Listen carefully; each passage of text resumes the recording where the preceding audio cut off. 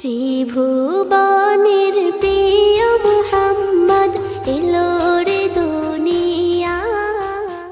রহমতের বার্তাবাহক হয়ে এসেছিলেন তিনি, যার আগমনে অন্ধকারচ্ছন্ন আরবের বুকে জ্বলে উঠেছিল হেদায়েতের আলো, যার শিক্ষা শুধু একটি জাতির জন্য নয়, সমগ্র মানবজাতির জন্য হয়ে উঠেছিল পথ নির্দেশ।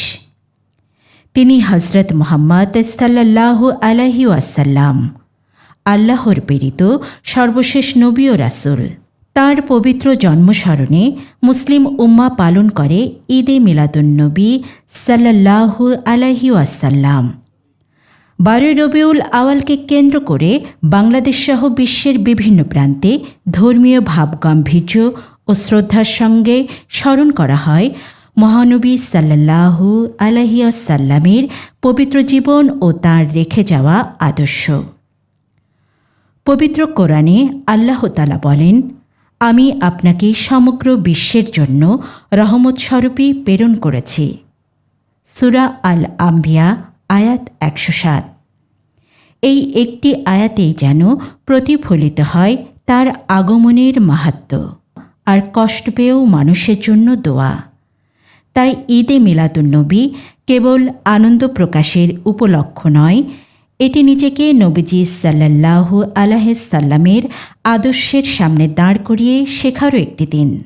আমরা কতটা সত্যবাদী, কতটা আমানতদার, কতটা ক্ষমাশীল, আর আমাদের আচরণে কতটা ধারণ করি সেই মহান চরিত্র।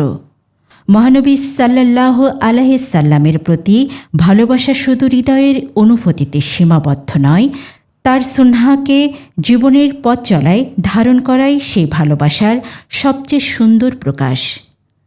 পবিত্র ঈদে মিলাদুন্নবী সাল্লাল্লাহু আলাইহি সাল্লাম আমাদের অন্তরকে ঈমানের আলোয় আলোকিত করুক, জীবনকে সুন্নাহর সৌন্দর্যে সাজিয়ে তুলুক এবং সমগ্র মুসলিম উম্মার জন্য বয়ে আনুক শান্তি, রহমত ও বরকত। সাল্লাল্লাহু আলাইহি ওয়াসাল্লাম। প্রান্তিক কণ্ঠস্বর, নিউজ ডেস্ক।